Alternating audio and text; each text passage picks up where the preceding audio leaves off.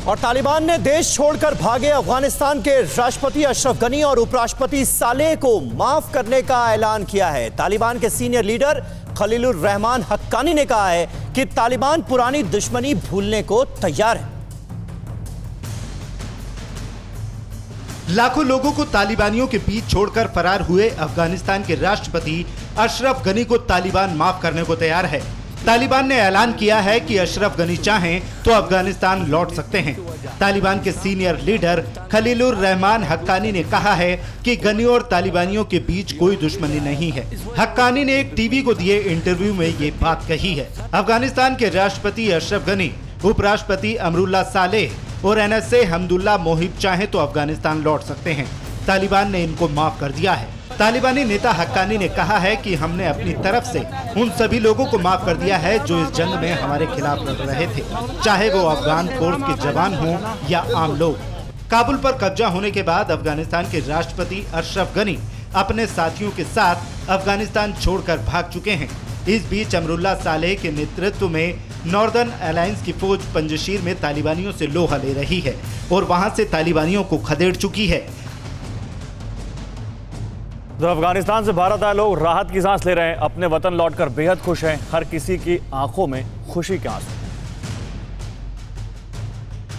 तालिबानी राज आने के बाद अफगानिस्तान में जो कहर बरपा है, तालिबान ने कैसे वहां के लोगों का जीना मुहाल कर रखा है, वहां के लोग किस दर्द से गुजर रहे हैं, अफगानिस्तान से भारत आए हुए इन लोगों की आप बीती सुनने के बाद वहां के खौफनाक हालात का अंदाजा लगाया जा सकता है।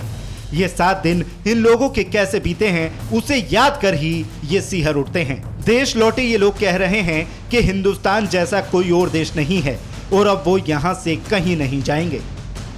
बस मैं अपने हिंदुस्तान में आ गया, मैं बहुत खुश हूँ। फायरिंग हो रहा था, हमको आने के लिए वो उसे अलाउड नहीं किया था आर्मी लोग ने, कि बहुत भीड़ था। वो बहुत खुशनसीब हैं कि इस सिचुएशन से वापस आ चुके हैं, जिसमें यूएस आर्मी का और भारतीय एम्बेसडर का बहुत योगदान रहा। कोऑर्डिनेशन अच्छा रहा इन दोनों का, जिससे काफ़ी भारतीय सुरक्षित आए हैं। ब्लेस्ड फील करता हूँ कि मैं इंडिया में पैदा हुआ हूँ। एयर इंडिया के लिए भी थैंक यू बोलूँगा, गवर्नमेंट के लिए भी थैंक यू बोलूँगा। हम 5 दिन में हमने मिनिमम 3 दिन हम लगातार जमीन में से खाली पानी था, बिस्कुट नमकीन हम खाया बस। तो अफगानिस्तान में फंसे भारतीयों की वतन वापसी लगातार जारी है। आज दोहा के रास्ते 168 भारतीय नागरिकों को लेकर एयरफोर्स का विमान भारत पहुंचा।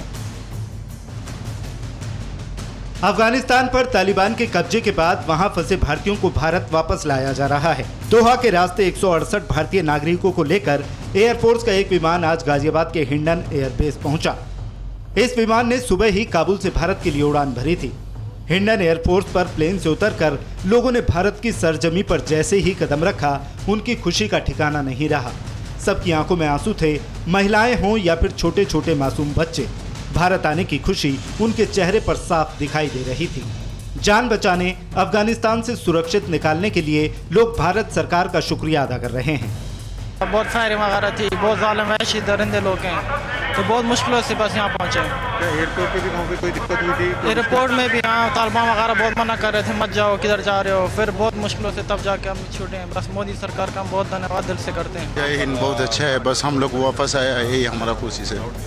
हमारा घर वाला को मिल गया, बस इतना है। मोदी जी को सैल्यूट जाना रहा हूँ बस। भारत सरकार जिंदाबाद, हमारे मदद की हम लोगों की इधर लेकर आए। फिक्र आपकी, सोमवार से शुक्रवार रात 9 बजे सिर्फ TV9 भारतवर्ष पर।